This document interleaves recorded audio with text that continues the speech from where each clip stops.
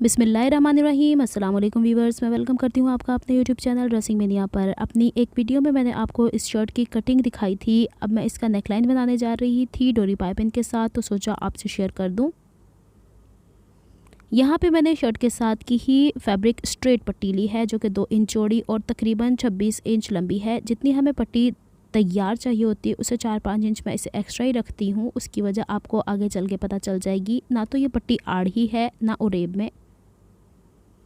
यहाँ पे मैं आपको बताऊंगी कि किस तरीके से मैं कोड पाइपिंग इसके अंदर इंसर्ट करके स्टिच करती हूँ, ताकि आपके बहुत से सवालात कि हम इसे जब स्टिच करते हैं तो इसमें खिंचाव आ जाता है या कोड पाइपिंग कैसे बनाई जाती है, वो आपको जवाबात मिल जाएंगे।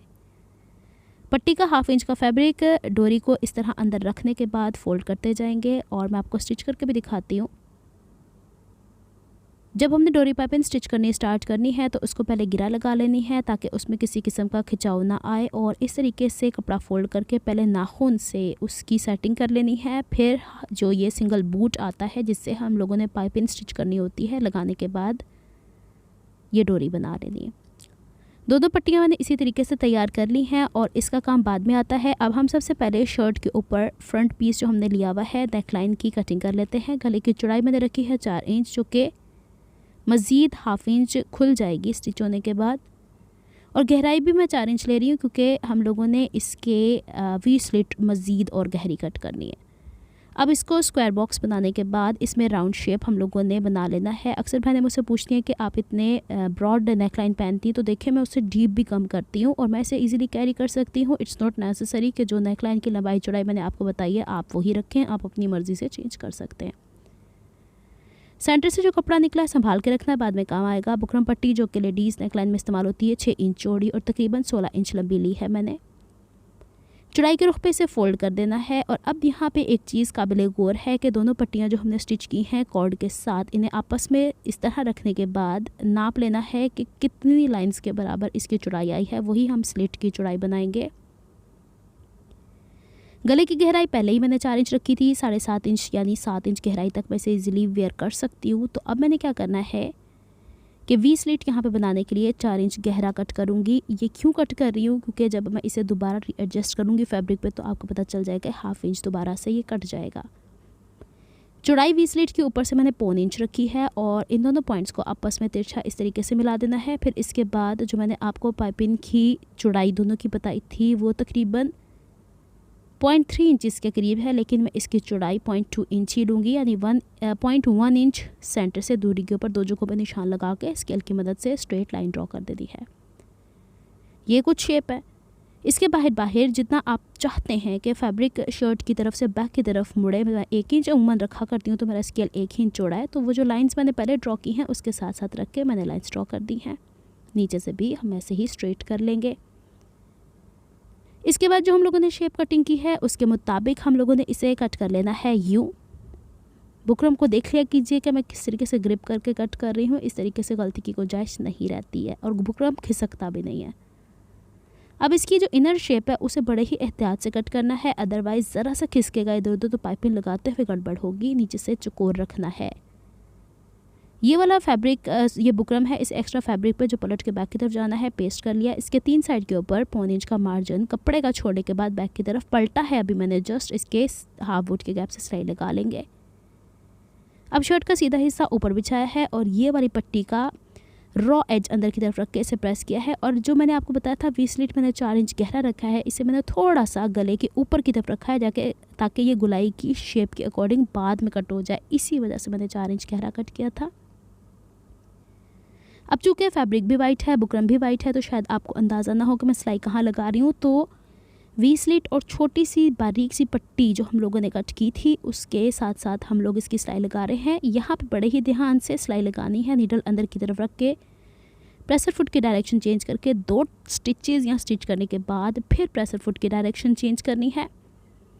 ये बिल्कुल ही मामूली सा एक छोटा सा हिस्सा बन जाता है जिसे बड़े एहतियात से कट करना होता है और बनाना होता है। यहाँ से पक्का करके इसे वाइंड अप कर देते हैं। फिर इसके बाद इसे मैंने प्रेस कर लिया है ऑफ द कैमरा और बड़ी कैंची की मदद से वी स्लिट कट करी, क्योंकि इसमें स्पेस तो कपड़े का काफ़ी मौजूद है। लेकिन चूँकि मेरी बड़ी कैंची के जो ब्लेड्स हैं वो चौड़े हैं, तो मुझे ये अंदेशा रहेगा कि मैं जब इसका ये वाला हिस्सा कट करूँगी तो ये ना हो कि सिलाई भी कट जाए। तो मैंने एक छोटी कैंची रखी हुई होती है, उसकी मदद से कट करके और नीचे से दाएं और बाएं तिरछे कट भी लगाने, क्योंकि नीचे से हमने इसे चुकोर रखा हुआ है। 1/2 इंच ऊंचाई की तरफ रोका। बैक की तरफ पलट के इसे मैंने आयरन कर लेना है और आयरन करने के बाद इसके अंदर हम लोगों ने इंसर्ट करनी है वही पट्टियाँ जो पाइपिंग वाली हमने तैयार की हैं।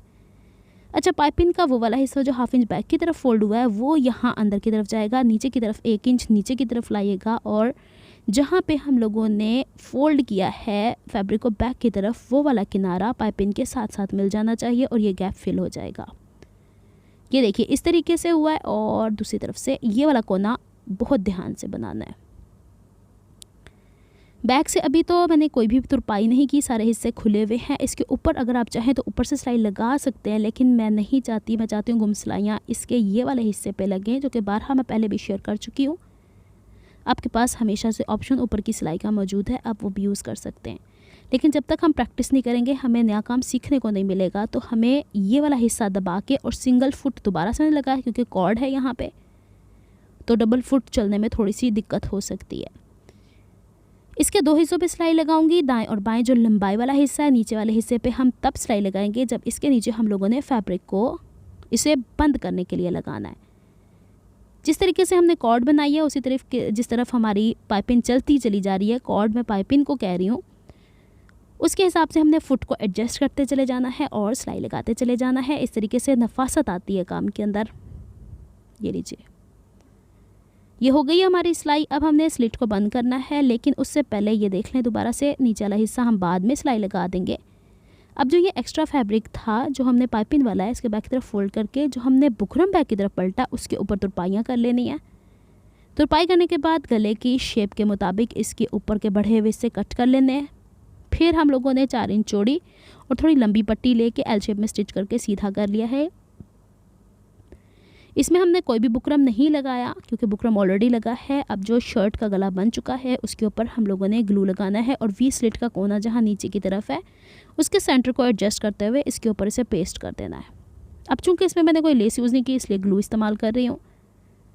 और फिर दूसरे हिस्से को हम लोग इस तरह रख कर इसके ऊपर बिल्कुल करीब में ला के पेस्ट कर देंगे।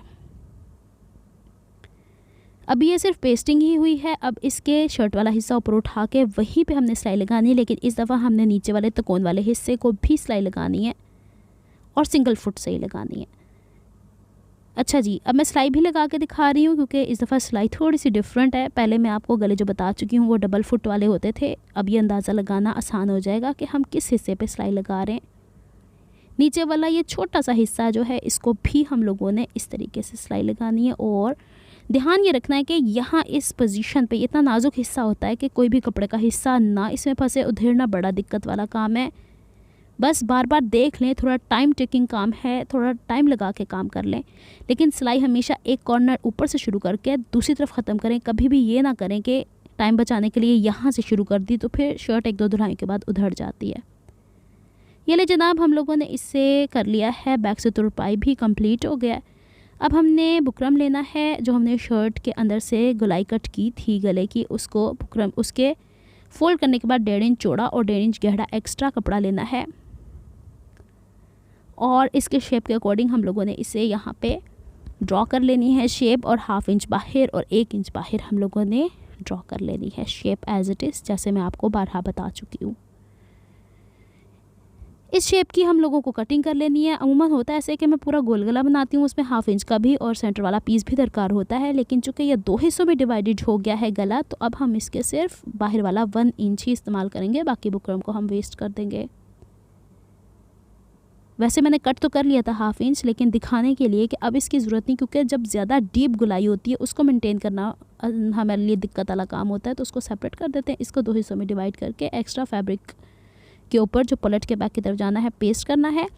गुलाई में नीचे की तरफ 1.25 इंच और जो सेंटर की तरफ आ रहा है, जो भी मैं आपको निशान लगा के दिखा रही हूँ, इस सेंटर के ऊपर हम लोगों ने छोटे छोटे एरो के निशान लगा लेने हैं ताकि हमें अंदाज़ा रहे कि ये वाला हिस्सा हमारा सेंटर में आएगा। अच्छा, बाहर वाला हिस्सा मैंने अंदर की तरफ फोल्ड करके हाफ बूट की गैप की सिलाई लगा दी है। सीधा हिस्सा शर्ट का बिछा के इससे कपड़े वाला हिस्सा गले का जो मैंने बनाया है वो हम लोगों ने सिलाई लगा लेनी है, छोटे छोटे कट लगा लेने।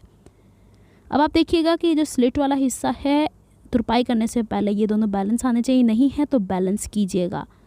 बैक की तरफ इसे फोल्ड करके आयरन कर लेना है, इसे यूं ऐसे, और तुरपाई कर लेनी है। इसमें बटन वटन लगा के सारे फिर मैं आपको शेयर कर देती हूँ कि इसकी फाइनल लुक क्या आने वाली है। अभी मैंने एक हिस्सा आपको प्रेस करके दिखाया है, दूसरा ऑफ द कैमरा कर लूँगी ताकि आपको आसानी हो जाए और आपका टाइम ज़ाया ना हो। ये लीजिए, अब इसे बैक से तुरपाई कर देती हूँ। इसकी कंप्लीट लुक मैं आपको दिखा देती हूँ। तो जनाब ये है इसकी कंप्लीट लुक। इसके ऊपर मैंने बटन्स को स्टिच कर लिया है। अगर आपको मेरी एफर्ट्स पसंद आती हैं तो please like my videos, subscribe to my channel, hit on the notification bell for more updates. आपको बैक से भी दिखा दूंगी ताकि आपको पता चल जाए फिनिशिंग कैसी आई है। मिलती हूँ नेक्स्ट वीडियो में। अपना बहुत सारा ख्याल रखिएगा, मुझे तो आम याद रखिएगा। अल्लाह हाफिज़।